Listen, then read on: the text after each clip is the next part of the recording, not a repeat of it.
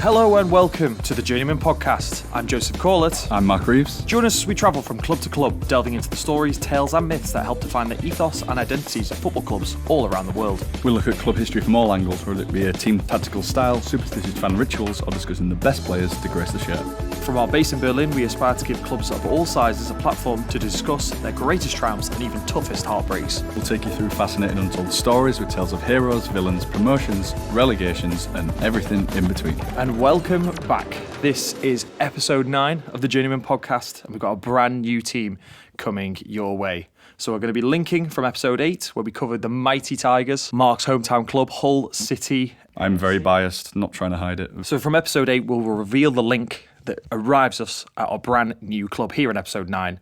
And it goes like this. One of football's founding fathers, Ebenezer Cobb Morley, was actually from Hull, and the rules that he helped write would travel far and wide across the globe, including with a certain Englishman, his name being Isaac Newell. Isaac Newell, if you know anything about the club already, he didn't quite found the club, but his son did. Isaac Newell touched down in Argentina and would go on to found the Colegio Comercial Anglicano Argentino, and I'm very sorry for murdering all of that pronunciation. And in 1903, at that same school, Isaac's son, Claudio Newell, would decide to found a football club paying tribute to his father, and this is how we've linked ourselves to Club Atlético, Newell's Old Boys. Unfortunately, we couldn't find a random Argentinian for Hull City who began his career at Newell's Old Boys, which would have made our life a lot easier. One of Hull's maybe forgotten legends. This is a link that actually even most people from Hull don't actually know about, and the only thing I actually knew before this, there's just quite a dodgy pub in the city centre called Ebenezer Morley. And I didn't realise this is literally one of the founding fathers, and there's actually a campaign to get a statue in the city and some more recognition. But yeah, so these rules travelled across to Argentina, and this is how the club was born. So we say goodbye to East Yorkshire and hello to Argentina.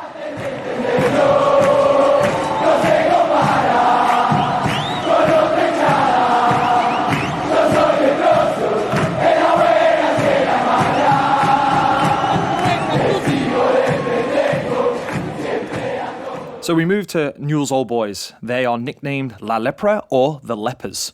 Unfortunately for Mark, on Pro Evolution Soccer, they have never had a funny makeshift name. They've always been fully licensed. So for me, this was devastating. So here I took a bit of artistic license, and I thought, what would the guys at Konami have called Newell's Old Boys if they didn't have a license? I came up with Rosario Cock, which I think is very on the money. Red, black, knob. Yeah, badge says knob in real life, red and black. They're from Rosario Cock. Before we dive deep into the club, we like to just explain what our previous knowledge of the club was. And, you know, Newell's Old Boys, one of the homes of where Lionel Messi started his career. Marcelo Bielsa's home club, where he made such a legendary figure for himself. And as a Liverpool fan, I would say, most importantly, Maxi Rodriguez, of all player, cult hero for Liverpool. For me, I didn't know a great deal. I knew, this was the club that Messi was at when he was a very, very young kid.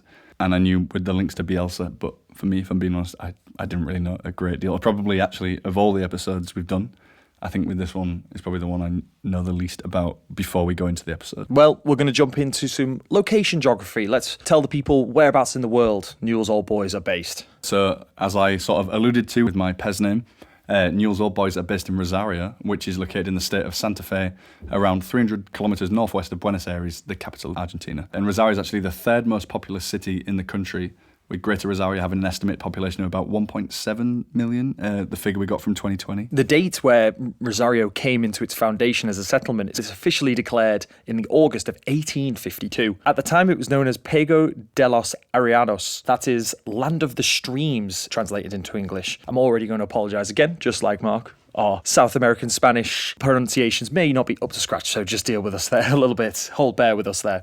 This name for the settlement came simply because so many big streams flow in and around the southern part of Santa Fe, where Rosario is based. And of course, Joey's just touched on, he started mentioning water on the Journeyman. It's our favourite thing. We're back to port city clubs. Rosario can be considered a port city, having an inland port on the western shore of the Parana River, about 550 kilometres upstream from the Atlantic Ocean. With your standard export wheat, flour, flour, hay, vegetable oils, corn, sugar, wood, meat, wool, all of that. We're back in our comfort zone. And one of the most important facts, or one of the best facts that we found, was in 1812, General Manuel Belgrano raised the newly created Argentine flag on the shores of the Parana for the first time. Because of this, Rosario is now known as the cradle of the Argentinian flag, and the National Flag Memorial marks that location in the city. So we'll move on from the actual location geography to football geography, and the first part of that is the stadium. During the club's history, they've had multiple grounds, which the first two, we've got to say, are more like your sort of local pitches, nothing like the stadium that we know today. The first of these playing fields was located in the northwest sector of the city, and the acquisition of this pitch was overseen by Claudio Newell himself, and it was later inaugurated in 1905. It only had a basic setup, small amenities, a small wooden hut to host maybe some balls and maybe some nets. The growth of the club, a new space was founded as the club began to grow. By 1907, thanks to the effort of the then mayor of Rosario, Nicasio Villa, who gave up some land, and the ground was moved to the Villa neighbourhood in the west of the city. And by 1911, Newell's Old Boys inaugurated this stadium in a large park called Parque Independencia, the heart of the city of Rosario. The new stadium structure was designed in according to kind of like a British style. Yeah, and in 1918, the first expansions of the stadium were made. An iron and wood stand for 3,000 spectators, which actually brought the overall capacity to 10,000. And by 1929, the stadium's western stand up, which was first made of cement and covered with a roof. As you can see at this point, the club is growing very fast, and they're building on this spot. By 1930, the stadium was up to 30,000 spectators possible viewing any game. And between 1971 and 1973, the stadium was completed with cement stands all around and various other improvements and expansions. In the 1990s, the club completed 2 new stands that elevated the stadium's capacity to 40,000 and took the nickname of El Coliseo del Parque, the Colossus of the Park. Yeah, and that south stand was later renamed after superstar Diego Maradona, who had a brief tenure as a Newell's player in the 90s. This is the point where the stadium is starting to look a bit like what we know it like today. And at the end of 2009, the club decided to go ahead and name the entire stadium after the legend that is Marcelo Bielsa, and the western stand after Gerardo Martino, both former players and managers. And finally, coinciding with his 40th birthday, as Joey mentioned earlier, a stand was named after club captain and ex-Liverpool player Maxi Rodriguez. So yeah, some very familiar names as we go around those stands and as the stadium's getting built. But carrying on the football geography, and we get to rivals and friendships. So we'll start off with the biggest rival, Rosario Central. Just to lay down the kind of tone with this rivalry, these are the biggest of crosstown rivals in this part of Argentina. One quote from The Guardian to kick off this section, pointing out why a clash in 2022 was delayed. Simply quoted as, "Kickoff is being delayed as the referee is briefed by the head of security. A number of grenades, yes, grenades, that were thrown onto the pitch have seemed to have made a couple of holes on the pitch." And I mean, you put this into context of Tottenham fans trying to explain to Postecoglou what a rivalry is, celebrating a goal that means Arsenal don't win. They're literally throwing grenades on the pitch.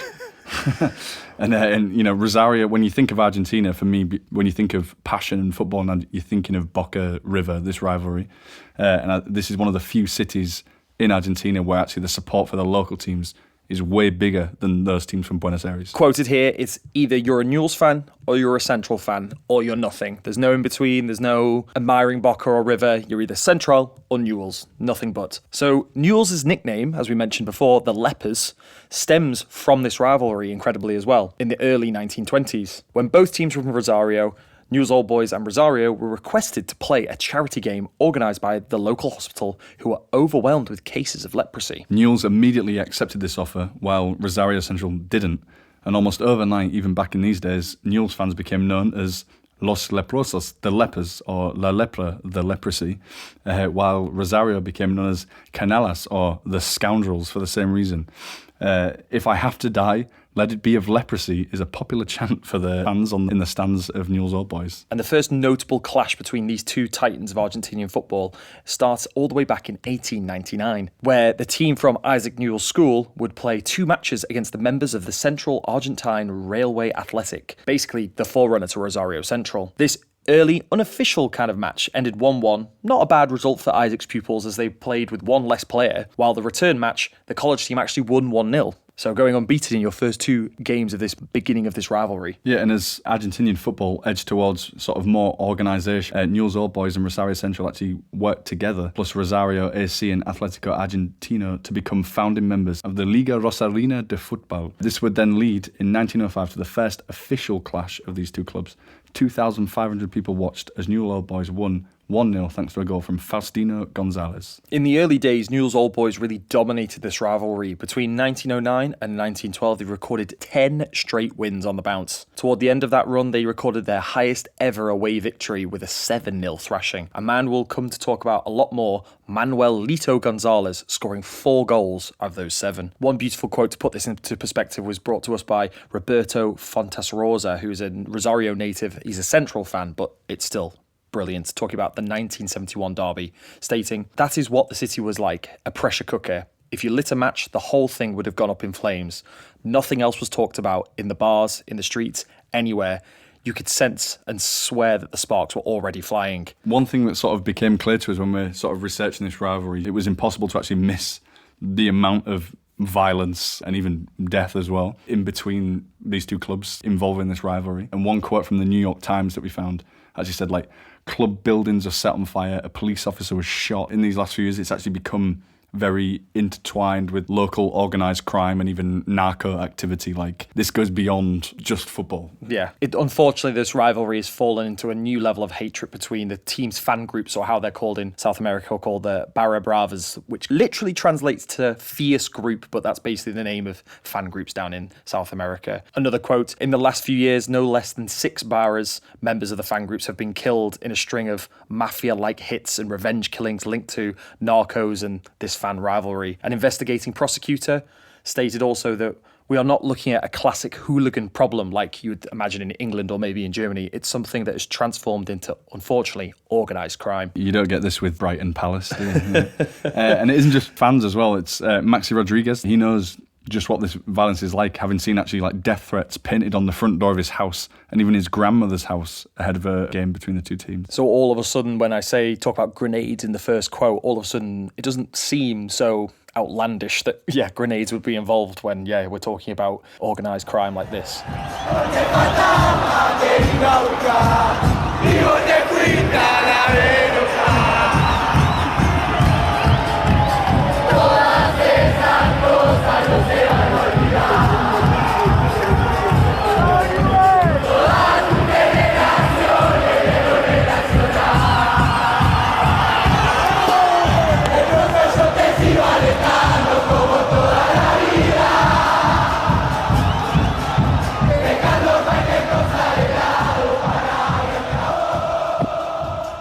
From, unfortunately, a bit of a dark tone to the friendships that Newell's Old Boys hold with other clubs around the world. Yeah, now we've got the anger out of our system. We move on to the friendships. Newell's Old Boys have friendships with a few different clubs, including Club Atlético Nueva Chicago, which is an Argentinian team based in Buenos Aires, as well as another team called Platense, also in Buenos Aires. And if we look at Atlético Nueva Chicago first, they're quite an interesting club.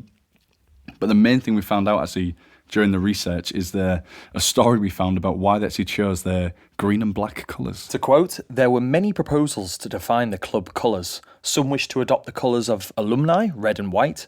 Others suggested to use Racing Club, another Argentinian club colours of light blue and white. But during this discussion, a truck loaded with bundles which had green and black colours went by past the Campada Avenue, and those colours were immediately adopted as the club colours," which the idea of sitting in a bar, should we, white, light blue and white, or, I don't know, blue and yellow, no, and then a random truck going by with little tassels of imagining green and black going by, and then just being like, yes, that, absolutely. I'm trying to think of, like, I always like to try and put it in, like, either a modern or especially, like, a British comparison. I'm just imagine reading up the story of, like, I don't know, why did Man United wear red? And it's been 5 guys and be like, fucking, did you see that Royal Mail truck? Jesus. Like, it's absolutely bizarre. Like, they saw it, they were in awe of this truck. That's where their colours came from. For me, that was as much as we need to know about this friendship. It was incredible. And then we move on to Platense. This friendship stems from when Platense actually avoided relegation at the expense of Rosario Central in 1985. The thing that makes this even funnier is, the friendship comes because Rosario Central, big rivals, get relegated, Platense stay up. And what makes it even funnier is actually the game where this happened on this last day of the season. Platense didn't even win. Rosario Central actually won 3-0, but they still got relegated. And so ever since then, the clubs have had this big friendship. The club's main claim to fame was the success of David Trezeguet, who had debuted at Platense but after only playing 5 matches in the Argentinian Primera division, was transferred to AS Monaco. Platense also has a friendship with FC St. Pauli from Germany for having the same colours. Yeah, and third unofficial one that we decided to include anyway is Leeds United, because a newer friendship that's emerged over the last few years is this Bielsa-based bond. Despite being on the opposite sides of the world, Leeds and Newell's fans have a shared passion for Marcelo Bielsa that has connected Yorkshire and Rosario kind of unexpectedly. Many Leeds fans have made the pilgrimage to Argentina to watch a game at the stadium named after their old legendary manager. Leeds fan Stephen Deacon is the man behind El Loco Gnome, which is a garden gnome of Bielsa, described as the ultimate tribute to the Argentinian messiah who changed the face of football for a club and ended 16 years outside the top flight. Stephen has even sent some of these Marcelo Bielsa gnomes all over the world, including many to Argentina, and one that even resides in the English National Football Museum in Manchester. That left us thinking, how many other fan friendships can say they actually have their own dedicated gnome that both sets of fans are buying? Like, you can have chants, you can have banners, you can have songs, you can have coming together for a great game, but Leeds and Newell's Old Boys bringing gnomes to the table, and I don't think there's any other team, any other combination of teams that can really bring that to the table, can they?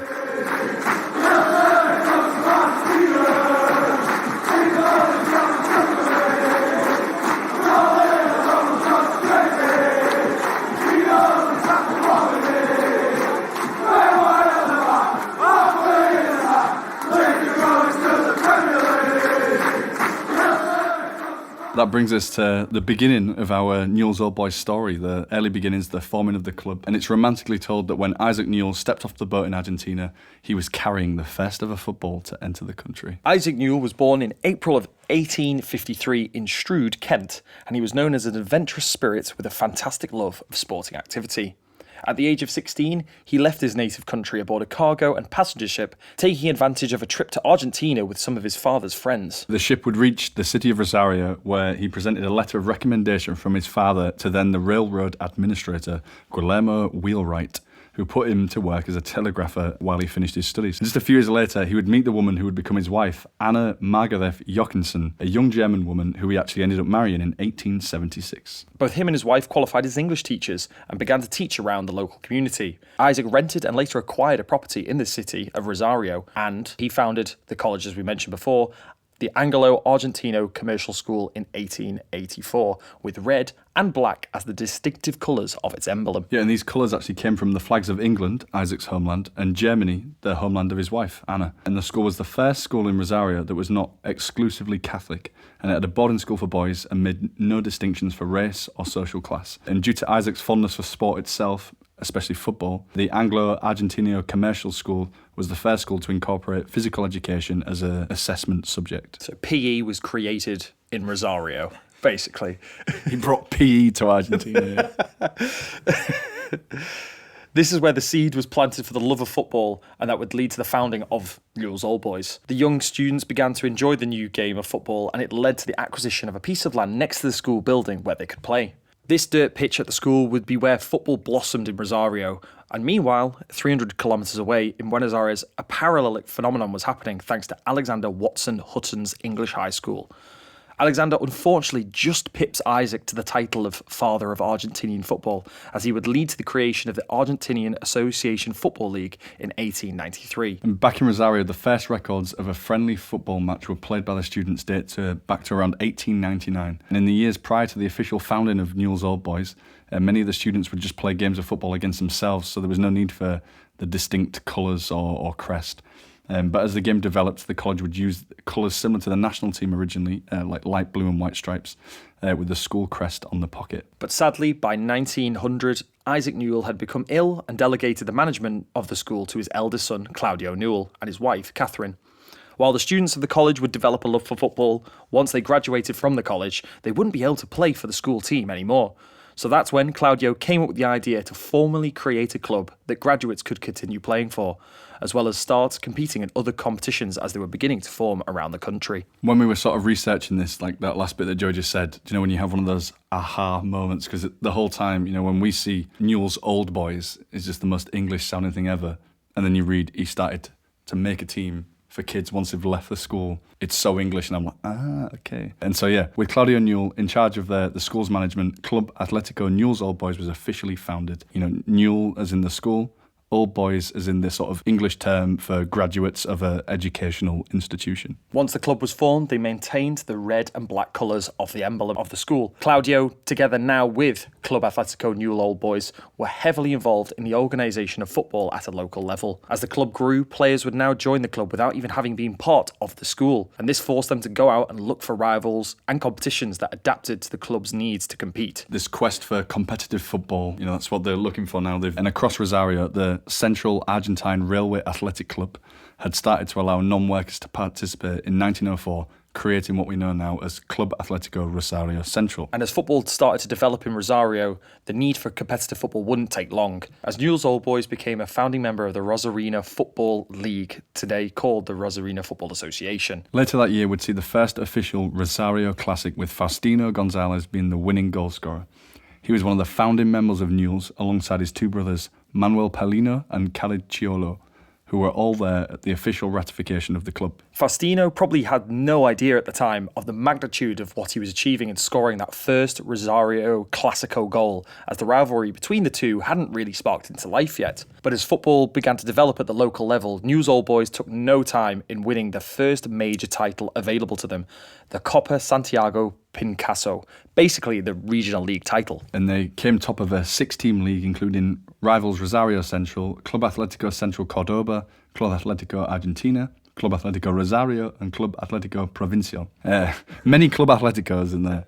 And while Faustino scored the crucial goal in the first ever derby, it would be his brother, Manuel Paulino, also nicknamed Lito, that would be the leading goal scorer in these early days of Newell's Old Boys. Now, whilst researching, there were different numbers coming to us, but regardless, in 120 matches, Manuel managed to net between either 154 or 164 goals for Old Boys. So even if we'll just give him 154. I would take either of those. Yeah, either of those two. That's an absolutely insane amount of goals. Especially when you consider 30 of those goals alone would be in the Rosario derby, making him still to this day the record goal scorer in that fixture, which is create 30 goals against your biggest rivals. And then Newell's Old Boys would go on and win the 1906 edition of the same regional league title. The Rosario Football Association would then go on to create a local top division, and this Copa Santiago Picasso would become the second tier. Regardless of this name change, Newell's Old Boys continued to smash the league once again, making it 3 titles on the spin, winning this newly adorned top flight, Copa Nicaso Villa. Yeah, and as much as they would have that success in 1907, it would also be a sad year for the club, as the beloved Isaac Newell would pass away at the age of 54. He had been the one to teach the majority of the school, or when it first got going, their first sort of moments in football, their first time kicking of football. So for them to get a title in the same year makes it even sweeter when you look back, even more poetic. And tragically as well, just a year later, in 1908, Isaac's other son, Lionel Nello Newell, would fall seriously ill, and he travelled back to England in search of treatment and settled in Wells. And sadly, his condition didn't improve, and he passed away at the young age of 24. His family were informed of the sad news when they received a photograph of his grave, and his grave remained largely unnoticed until a group of Newell's Old Boys fans in 2019 came to the city on a mission to find him. And since the rediscovery of his grave, a handful of football fans have headed to the cemetery to pay their respects. And we found a few pictures online of the grave in Wells, decorated with various flowers or Newell's Old Boys symbols, badges laid on the grave, which is crazy to think that happened in 1908. These fans discovered it in 2019. It's become sort of a little pilgrimage for a few of Newell's Old Boys fans from Argentina. Over 100 years later as well. Insane. Crazy. Absolutely insane dedication. But meanwhile, back into the 1900s, word of Manuel Paulino Gonzalez's performance up front for Newell's Old Boys began to spread outside of Rosario. He was described at the time as he can act as a midfielder, an insider, and come from the back to surprise. Speed to face forward, power to rise and head, short feint and precision in the shot. He'd clearly struck up a good understanding with his teammates, as a quote added in sort of a hilarious manner at the time. In those days, attacking quintets did not have the collective or associate play that would later become normal. Lito, however, together with his teammates, formed a lethal advances that made the red and black stands delirious. The news of his performances reached Buenos Aires. It was described as nobody said the road was going to be easy. We like to think this means like nobody wants to go to Rosario, Stoke, on a wet and cold Tuesday night. They knew that this guy, this animal in Rosario is gonna punish you. And these performances would lead to Newell's Old Boys actually taking on their first club from outside of Rosario as they went on to take on Estudiantes from Buenos Aires. The home team would put up a good fight but lose 4-3 to the Old Boys as Manuel Paulino got 2 of the goals, with his brother Caricciolo getting 1 and Jose Viale getting the 4th. Argentinian newspapers La Nacional and La Prensa heaped praise on the football played by the Rosario champions. And despite this success outside of Rosario, 1908's Copa Nicasio Villa would be the end of the streak as Rosario Central claimed their first title, but the Old Boys would snatch it back in 1909 and retain it for 2 more years.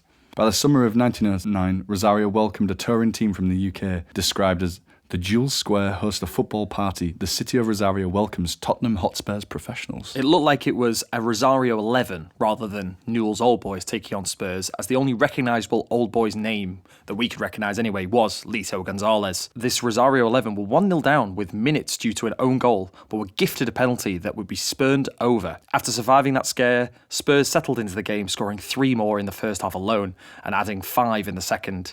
Described as the English professionals were once again teaching the young players from Rosario a lesson. And despite Manuel Paulino Gonzalez impressing, it would actually be Jose Viale of the Old Boys that impressed the local media and would have Tottenham officials offering him a contract to play in England, but he would reject the proposal and stay in Rosario. So even back in the 1900s, here you go, you have the big English Premier League boys coming over trying to poach the talent from... Going on an international tour as well, saying no to FA Cup replays. 1909 would see Newell's Old Boys invited one step further from Argentina, and they would represent Argentina in Montevideo in a game against Club Nacional de Football of Uruguay for their first game outside of the country. Reported as an intense battle, Newell's came out on top, claiming a 2-1 win, with Jose Viale being the main man once again. It was quoted post-match that the atmosphere of camaraderie typical of the time was outstanding, and the players were even to enjoy a post-match tea party organised by the ladies of the Uruguayan club. Sounds like so innocent compared to today. 1912 wouldn't be a normal year as problems developed in the early years of Rosario football. There was hardly a match that ended normally. Overly aggressive actions towards referees, teams leaving the pitch, and resolutions issued by the Rosario FA caused an atmosphere of chaos that led to the suspension of the league, despite Newell's leading the way. These problems led to clubs like Rosario Central, Atlético Sparta, Tiro Federal leaving the league, and 1913 would see the creation of a separate Rosario Football Federation, with the clubs that left the league joining that and not competing in the Copa Nicasio Villa. This led a clear path to Newell's Old Boys to maintain their dominant grip on the title, making 1913 their 4th title on the spin. And in the winter of 1914, another English side would touch down on Argentinian shores, none other than Exeter City. They would tour Buenos Aires, Rio de Janeiro, and of course Rosario, with a mixed 11 put together once again. But rather than the general party and pleasant atmosphere that was described in Uruguay, this fixture would take a turn for the worst. In reports that we found, it said the home fans received the English without the usual enthusiasm. Reports of the roughness involved flooded the commentary at the time, and it's quoted, the English professionals abused skills. And we're not sure whether that means they were showboating, taking the piss out of them, or, I don't know, just kicking off in general. And another quote says, this attitude provoked general indignation among the public. So Exeter City, before this, if you'd have asked me, by the sounds of this, they came to town, they came to Argentina and absolutely started a riot by the sounds of it. The English side would win 3-1, with Manuel Paulino getting the only goal for the Rosario side. And after dealing with some of the dark arts from the English side, it was stated the Rosario team showed a football that was still gentlemanly. Some local characters were taking notes of the tricks played on the pitch by the professionals. I really want to know what Exeter did, because it sounds like everybody was utterly disgusted by them. It's mad to think that, nowadays, I think Argentinians and the South Americans they like, the dark arts. You think of Luis Suarez, you think of that South American grit to get a win at any cost. And it's amazing to potentially think that Exeter City were the ones that sparked this. After you're saying that, I love the idea now of after Suarez has bit someone or something and they speak to him and he's like, my inspiration is Exeter City. These guys, they are the original bastards. They came and taught me what I know now. But unfortunately, in the next period, Newell's Old Boys would be a bit more barren as Rosario Central rejoined the league and then went on to win it 4 times on the bounce, as Newell struggled to perform at their regular high standards. Thankfully, veterans like Jose Viale and Manuel Paulino Gonzalez stayed with the club, and this helped them guide them back to stable ground as they wrestled the title back in 1918. The top division had grown to 10 teams in 1918 and would get up to as high as 15 in 1927. More competition led to Newell's winning only 3 more titles before 1930, as Argentinian football would change forever. It's a story that we've covered in pretty much every episode. It happens to every country at some point, and that is football going professional. The time of amateur associations was over, as a dissident association called the Liga Argentina de Football was formed by the most popular clubs in the country and created the first fully professional league. This rivaled the still amateur Argentine Football Association. However, this wouldn't involve Newell's Old Boys, unfortunately, as the 18-team pro association was limited to those from Buenos Aires and La Plata. Seeing this, the newly formed Association Rosario de Football began to allow professionalism, quickly forming a new professional league, including Newell's Old Boys, with the other biggest clubs from the region. And Newell's would remain successful as professionalism dawned, winning the title on the newly formed association in its first edition in 1931, and repeating the feat 3 more times in 33, 34 and 35. And through all of this time, Manuel Paulino Gonzalez was fundamental to this early success of Newell's Old Boys on the pitch. And once he sort of finished his playing career, he would be essential to the club, being incorporated into this larger nationwide association. He would become the face of the agreement that saw Rosario teams finally compete with clubs from Buenos Aires and Santa Fe, applying to the Asociación del Fútbol Argentino, or the Argentinian Football Association, and therefore compete in national tournaments. And the AFA granted them permission, allowing them to take part in their championships from the year onwards. In the 19th of March 1939, Newell's Old Boys played their first official match in the top division of Argentina, or the Primera Division Argentina, and that day La Lepra would win against Club Atlético San Lorenzo 2-1, making another winning debut, just like they've done all the way in the past in pretty much every debut, in the Rosario derby, in the league, everything. When they get going, Newell's Old Boys seem to just win. That year, Newell's Old Boys would finish the tournament in 4th position, being the best placed team not based in Buenos Aires. Manuel Paulino Gonzalez would become Newell's representative on the board of the league, but his work didn't stop there, as he worked on other ways to improve the game in Argentina. Manuel's work begins on an AFA project to get British referees to officiate matches in the top division. This lack of discipline, when we talk about the players and the fans, was also applied to the referees, who were widely suspected of, I quote, bribery and match fixing in the corridors. At the end of 1947, Manuel set out on a trip to the British Isles. Manuel's hunt was reported in an English newspaper. It states, football in Britain is based not only on rigid discipline, but also exemplary sportsmanship. The game itself was exact and precise. The players were perhaps not as speedy as Argentinians, but their passes were longer and positioned better. Yeah, and he would travel around the pitches of England and Scotland, countless matches. I'd love to see what that footballology account is like. How many games was he watching, just ticking them off? Early ground hopper. Early doing the 92. And his search would prove to be successful, as 8 British referees were convinced to make the move and come and work in Argentina the following season. And he didn't just leave it there with referees. He was also successful in finding some players for Newell's Old Boys as well, getting 3 Scottish players to move, who were nicknamed at the time the 3 Whiskies, which, come on, how good is that nickname also? The 3 Whiskies were none other than John William Kilpatrick. He was a midfielder from Greenock Morton, Stuart McCallum, a forward from Hearts, and Donald MacDonald, left winger from Kilmarnock. Donald MacDonald.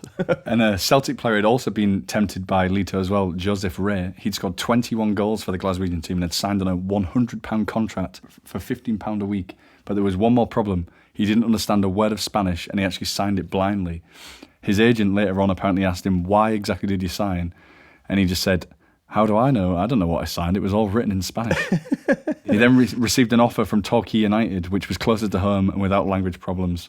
So it was the South Coast rather than South America. So it could have been the 4 Whiskies. So he had his contract with Newell's cancelled and they obliged.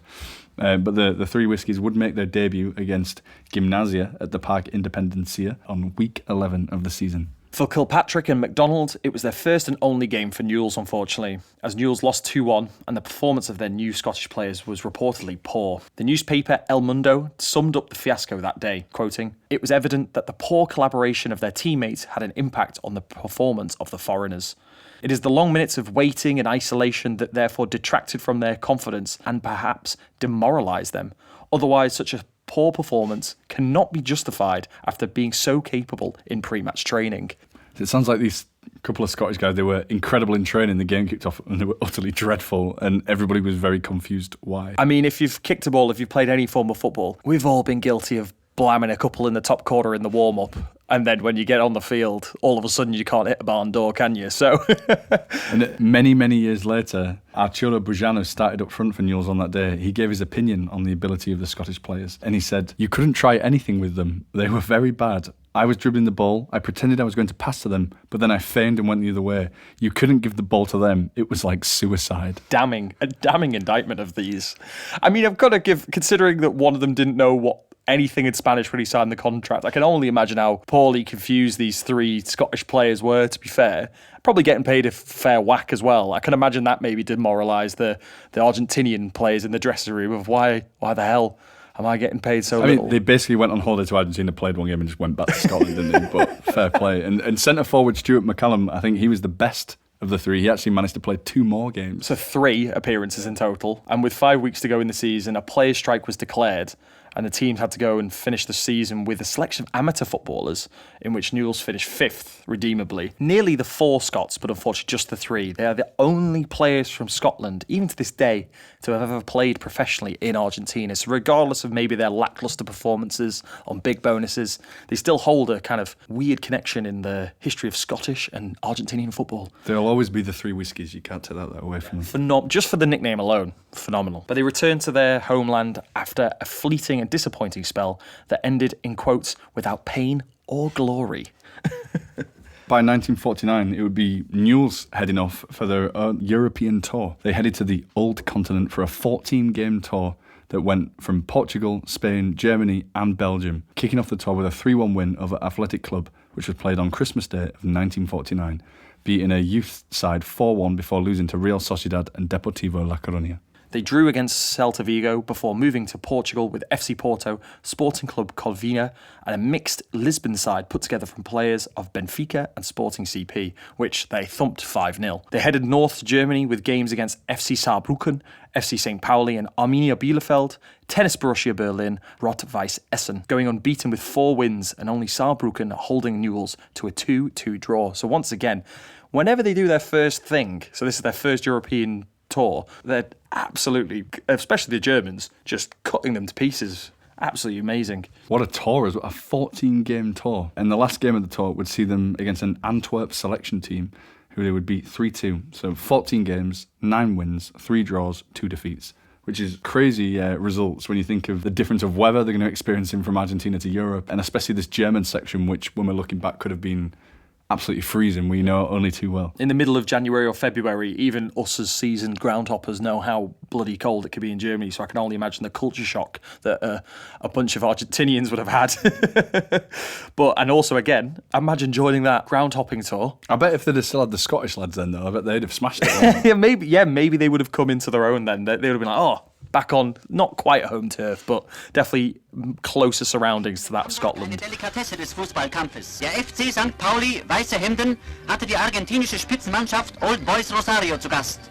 Die international berühmten Argentinier zeigten ein Lehrspiel, gegen das die Hamburger nicht aufkamen. Capella zieht den Ball in den Strafraum. Da ein Schuss mit dem Kopf.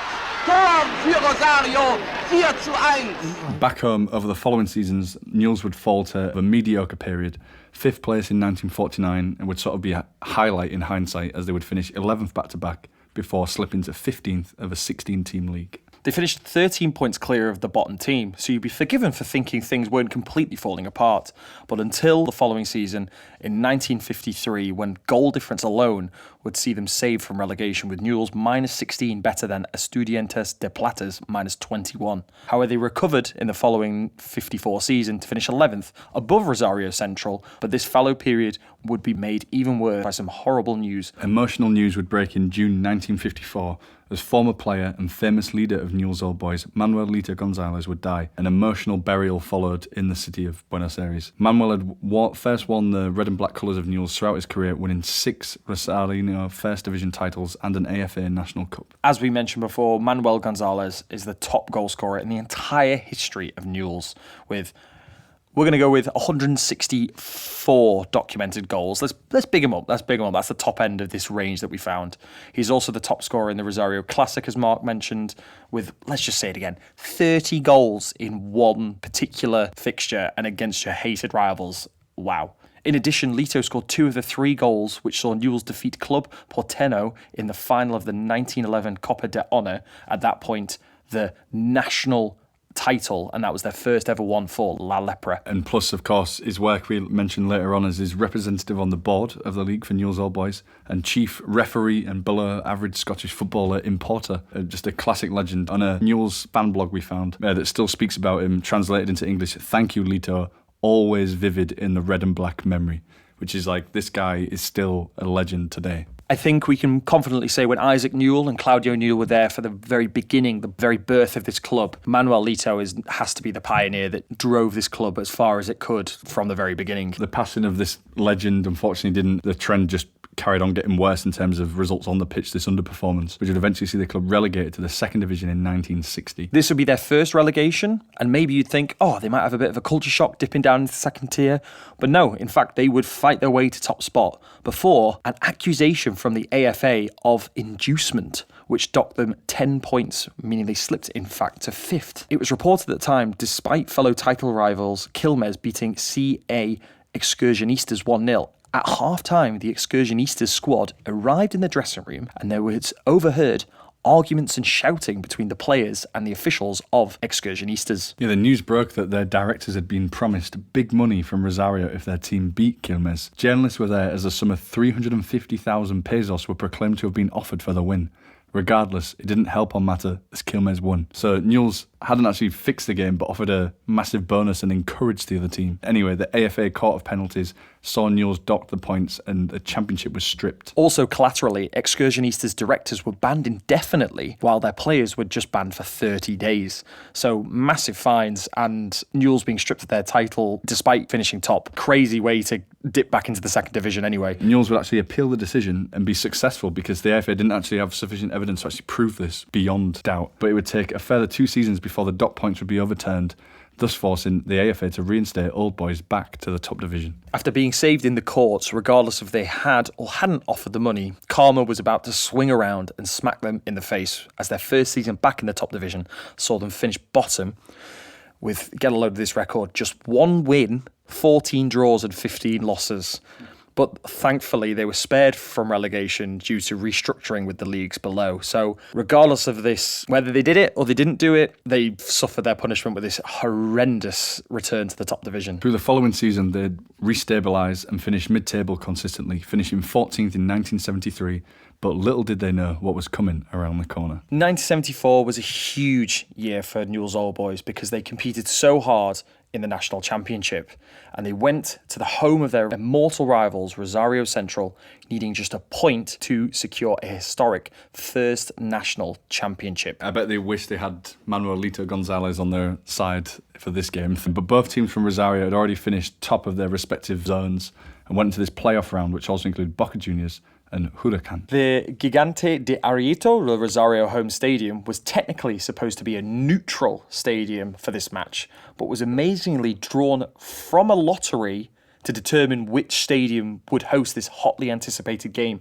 between the two Rosario clubs. Newell's needed just a draw to become champions of the 1974 Metropolitano, having already beaten Boca and Huracan, while Central needed to win, having lost to Huracan. Got to think there was some talk of heated balls in that draw. Yeah. And just set this, like, bear in mind, they have never got to this position before against your biggest rivals by pure chance at their stadium. So on familiar territory, Central had this advantage, and it was furthered when they actually went into the break in this game 2-0 up and looking very, very comfortable. However, what happened in the second half has come to define a huge part of the history of Newell's. In the 71st minute, Armando Capuro's looping header grabbed a goal back for Newell's. Hope was on the horizon as 10 minutes later the ball was hoisted towards the goal and Newell's substitute, Mangan, headed it down near the edge of the box. Arriving was Mario Zanabria, who controlled it on his chest and unleashed a fierce shot into the top corner, setting off hysterical scenes with just 10 minutes to go. Newell's could potentially, minutes away, from a first national championship.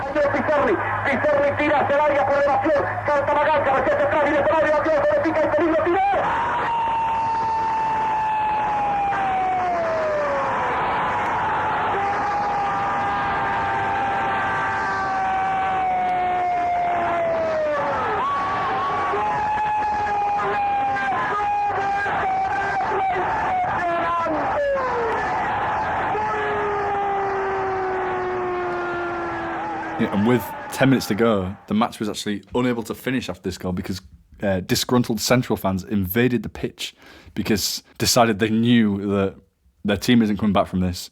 Newell's are going to win their first ever title with Sanabria's goal. This actually ended up appealing to the league, and it was only a few days later the AFA declared that Newell's Old Boys were champions. So putting this into like a modern concept, it's like Liverpool scoring a 90th minute winner. Of course you're going to say Liverpool. Eh? And then the Man United unruly characters run onto the field, get the game abandoned, and then the Premier League awarding Liverpool a league title. Like 3 days later. Imagine what social media would be like. I cannot even start the papers, social media, podcast, us talking about it in this imaginary world, how insane. So, yeah, back then, to have the exact same thing happen, absolutely bonkers. Sanabria and the heroes of 1974 who delivered this first title for Newell's Old Boys on that June day in Rosario are the toast of every generation of Newell's Old Boys fans since.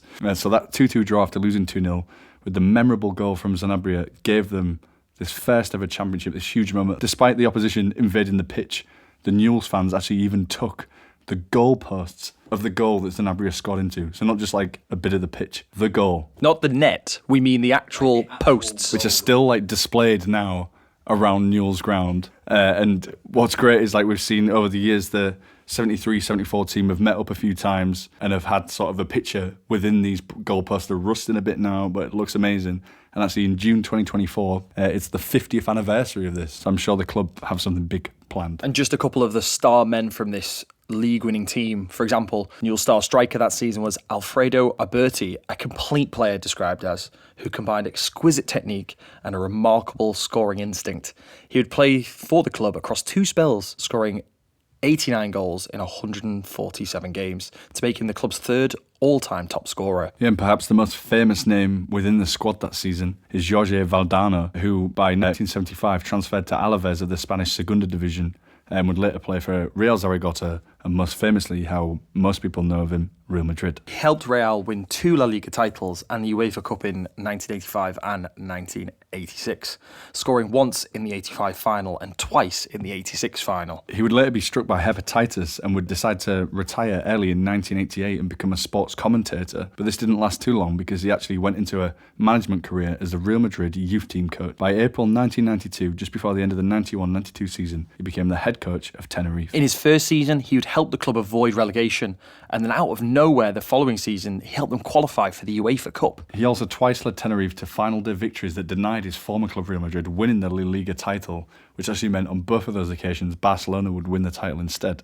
But Real Madrid didn't hold a grudge, and by 1994 he would come back to the club now as a coach and led them to the 94-95 La Liga title. Amazingly, Real Madrid's former captain Raúl even named his firstborn son in honour of Valdano. I love things like this where it sort of comes full circle of like something we're researching, but then all of a sudden it becomes very relevant to us of like Raúl, a player we grew up watching, naming his son after this guy that we've researched all these years ago, doing this historic thing. You have these things of like winning trophies, winning medals, all these amazing occasions, saving Tenerife from relegation, but then when you have little notes in like the culture of football like this where Raúl, a legendary striker in his own way, names his firstborn son after you, I think that just almost beyond the trophies. That is just pure legacy, isn't it? Yes. After doing that, so as a player, as a manager, he would later become Real Madrid's sporting director until his resignation in 2005.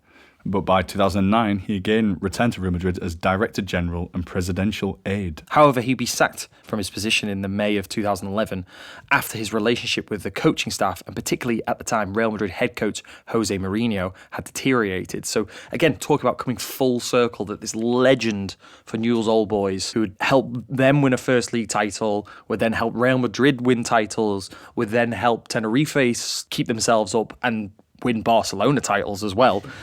And then it all the way connects all the way to the very now of Jose Mourinho, the legend that is, which we've talked about in our FC Porto episode, for example. Across most episodes, actually, of whoever you pick, there is a link somewhere, whether it's Bobby Robson to Mourinho or to Villas Boas or this kind of thing.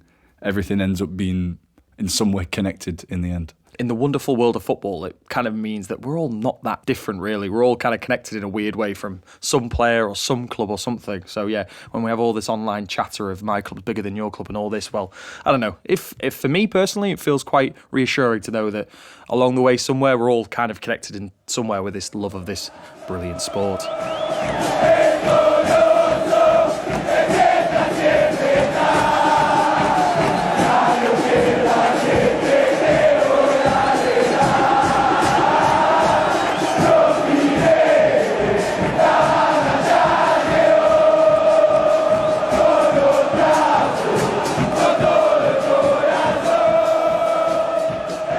I think that's about time for us to wrap up here, part 1 of our episode 9 of Newell's Old Boys. During the recording, I've absolutely loved talking, and I cannot even wait to get into part 2. And as we sort of look on to part 2, there's going to be, names we've already mentioned, like Bielsa, Maradona, we mentioned briefly, but of course, Messi as well, and further on the inspirations from Bielsa, the likes of Pochettino, things like that. As we head into the modern day in the next episode, be sure to join us on that one as well. We've not even started with Lionel Messi, but let's not forget Manuel Lito Gonzalez, the legend that is. We'll have a goat per episode, and Manuel Lito can have the title for the first one. And yeah, I think that's about it. So thank you for listening to the Journeymen podcast. Feel free to give us feedback online, get in touch with us on Twitter, on Facebook, on Instagram, and keep an eye out for when part 2 will be dropping.